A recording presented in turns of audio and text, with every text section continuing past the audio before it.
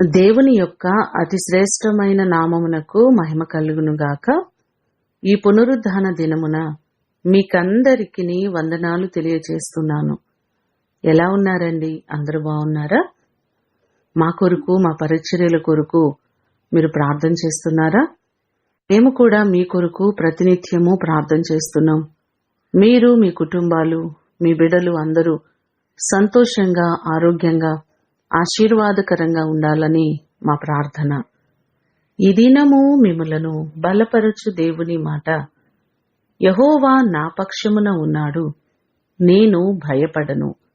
కీర్తనలు 118వ కీర్తన 6వ చరణం. మన చుట్టూ కూడా మనల్ని భయపెట్టే పరిస్థితులు ఎన్నో కనబడుతున్నాయి. ఎటువైపు నుంచి ఏ ఉపద్రవం వస్తుందో అన్న భయాలు నేటి సమాజంలో మనకు కనబడుతున్నాయి. ఇంట్లో ఉండాలన్నా, అలాగే బయటకు వెళ్లాలన్నా ఎన్నో భయములను మనము కలిగి ఉంటున్నాం. ఇట్టి పరిస్థితుల్లో నిత్యము నలిగిపోతూ ఎంతో మంది మనకు కనబడుతున్నారు. కానీ భక్తుడు అంటున్నారు, దేవుడు నా పక్షముగా ఉన్నారు కాబట్టి నేను భయపడను. ఎంత ధైర్యముగా ఈ మాటలు చెప్పగలుగుతున్నాడండి. 23వ కీర్తనలో దావీదు భక్తుడు అంటున్నారు కదా, గాఢాంధకారపు లోయలో నేను సంచరించినను ఏ అపాయమునకు నేను భయపడను. నీవు నాకు తోడయందువు. ఏ దారి కనిపించని పరిస్థితుల్లో దావీదు భయపడక దేవుని యందు విశ్వాసము కలిగి అడుగులు ముందుకు వేశాడు. ఎలాంటి పరిస్థితుల్లో కూడా దావీదు భయపడినట్లుగా మనము చూడలేం. దావీదు దేవునిపైనే ఆధారపడ్డాడు కాబట్టి ప్రతి విషయంలో ధైర్యముగా నిలబడగలిగారు.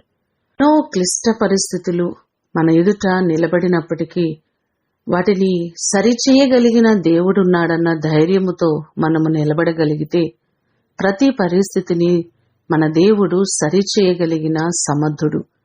ఈ మాటలు వింటున్న మీకందరికీ దేవుడు తోడయుండి మీకున్న భయములన్నిటి నుండి ఆయన మిమ్మును విడిపించి ఆశీర్వదించునుగాక. ప్రార్థన చేసుకుందాం. కుటుంబములకు మూలకర్త అయిన మా ప్రియ పరలోకపు తండ్రి, మీ ప్రశస్తమైన పాదములకు వందనాలు ప్రభువా. మీరు మా పక్షముగా ఉంటే మేము ఏ విషయంలో భయపడము ప్రభువా. ఎన్నోసార్లు మేము భయపడుతున్న పరిస్థితులు, ఆందోళన చెందుతున్న స్థితిగతులు మా ముందుంటున్నాయి. కానీ వాటన్నిటినీ సరిచేయగలిగిన దేవుడవు మీరు మా పక్షమై ఉండండి.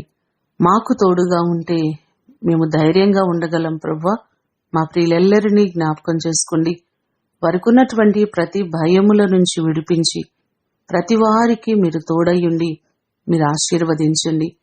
ఈ దినం ఆరాధనలన్నిటిలో మీ సన్నిధి, మీ అభిషేకము మా అందరికీ మీరు అనుగ్రహించమని యేసు అతి ఘనమైన నామమున అడిగి వేడుకొని పొందియున్నాము తండ్రి. ఆమేన్.